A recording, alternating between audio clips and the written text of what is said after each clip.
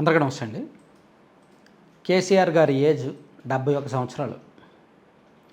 ఆయన తనకు 31, 32 ఏళ్ళ వయసు ఉన్నప్పుడే రాజకీయాల్లోకి వచ్చారు. ఎన్టీఆర్ గారు ఉన్నప్పుడే 1983, 85 ఆ టైంలోనే ఆయన రాజకీయాల్లోకి వచ్చారు. టీడీపీలో సుదీర్ఘకాలం పనిచేశారు.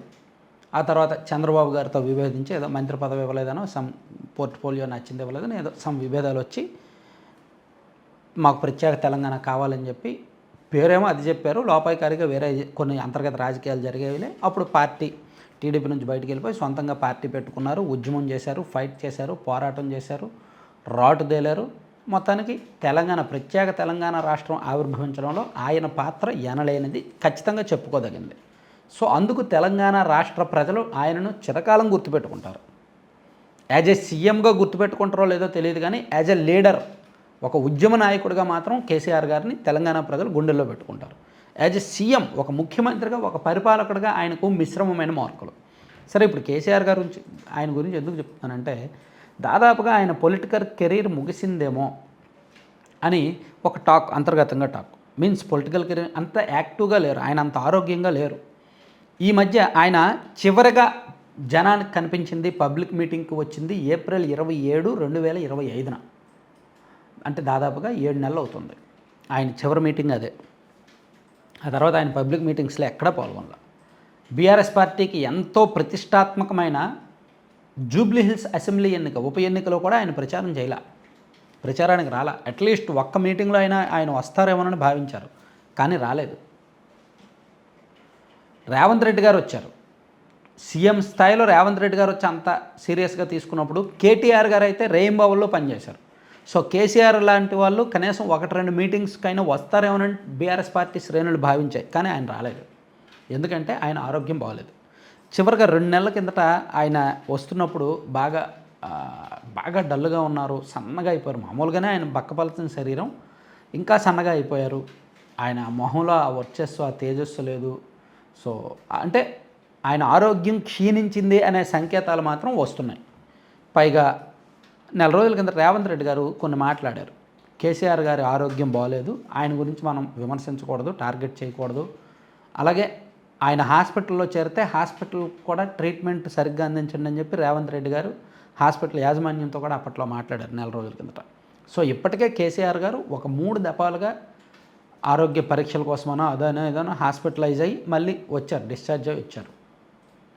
అలాగే అన్నిటికంటే ముఖ్యమైన అంశం ఏంటంటే, బీఆర్ఎస్ పార్టీ నాయకులు ఎవరిని ఆయన కలవట్ల. పార్టీ కార్యకర్తలను కాదు, అట్లీస్ట్ పార్టీ ముఖ్య నాయకులను కూడా ఆయన కలవట్ల. కేవలం ఆయన మాట్లాడుతున్నది, కలుస్తున్నది తన కుటుంబ సభ్యుల్ని మాత్రమే. కేటీఆర్ గారు, కవిత గారు కూడా ఈ మధ్య కలవలేదు, లాస్ట్ మంత్ కలిశారంటే. కేటీఆర్ గారు అండ్ హరీష్ రావు గారు అప్పుడప్పుడు కలుస్తున్నారు. సో ఆయన ఆరోగ్యం క్షీణించింది, అంత యాక్టివ్ అవ్వలేరు, మునుపటిలా అంత అనర్గళంగా మాట్లాడలేరు అనేది అయితే వాస్తవం. అంత చురుగ్గా ఉండలేరు అనేది అయితే వాస్తవం. మేబీ బయటకు రావచ్చు, బయటకు వచ్చి ప్రచారంలో పాల్గొనవచ్చు, కానీ మునుపటంత చురుకుదనం ఉండదు, ఆ యాక్టివ్నెస్ ఉండదు, అంత అగ్రెసివ్నెస్ ఉండదు, ఆ వాగ్బాణాలు సంధించలేరు, ఆ డైలాగులు ఆయనకే సాధ్యమయ్యే స్పీచ్ ఇవ్వలేరన్నమాట. అది మాత్రం స్పష్టం. సో అది ఆ పార్టీ శ్రేణిలో చెప్తున్నమాట. అయితే మ్యాక్సిమం ట్రై చేస్తున్నారు, ఎందుకంటే యాక్చువల్ ఆయన వయసు 71 అంటే నరేంద్ర మోదీ గారి కంటే, చంద్రబాబు గారి కంటే చిన్న వయసే. కాకపోతే ఆయనకున్న కొన్ని అలవాట్ల కారణంగా ఆరోగ్యం క్షీణించిందనమాట. అందుకే ఇప్పుడు కేటీఆర్ గారే మొత్తం పార్టీ కార్యనిర్వాహక అధ్యక్షుడే కేటీఆర్, పార్టీ జాతీయ అధ్యక్షుడు కేసీఆర్ ఇప్పటికే స్టిల్.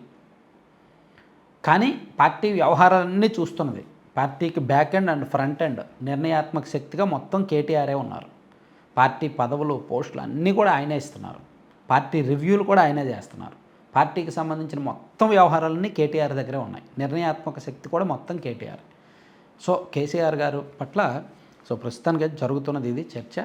ఏమో ఆయన ఒకవేళ వచ్చి ఏమైనా ప్రెస్ మీట్ పెట్టి, లేదా ఈ పొలిటికల్గా ఏమైనా అగ్గి రాజేసేలా, ఎందుకంటే నిజానికి ఆ మధ్య ఒక టాక్ కూడా వచ్చింది, కేసీఆర్ గారు వస్తారు, పాదయాత్ర చేస్తారు, లేదా తెలంగాణ రాష్ట్రం మొత్తం బస్సు యాత్ర చేస్తారు అని బీఆర్ఎస్ పార్టీ శ్రేణులు నెల రోజుల కిందట, ఈ జూబ్లీ హిల్స్ అసెంబ్లీ ఎన్నికకు నెల రోజుల కిందట ప్రచారం చేశాయి. కేసీఆర్ గారు నెక్స్ట్ ఇయర్ బస్సు యాత్ర చేస్తారు, రాష్ట్ర వ్యాప్తంగా తిరుగుతారు, కేటీఆర్ గారు పాదయాత్ర చేస్తారు, కేసీఆర్ గారు బస్సు యాత్ర చేస్తారని కూడా చెప్పారు. కానీ ఆ పరిస్థితి కూడా కనిపించట్లేదు. కేటీఆర్ అయితే పాదయాత్ర చేయడం తథ్యం. 2026 డిసెంబర్ నుంచో ఎప్పటి నుంచో ఆయన చేస్తారు, అది ఫిక్స్ అవుతుంది. కానీ కేసీఆర్ గారు బయటకు రావడము, యాక్టివ్గా ఉండడం, ఎన్నికల సభల్లో పాల్గొనడం, అదంతా కూడా ప్రస్తుతానికైతే అనుమానమేనమాట.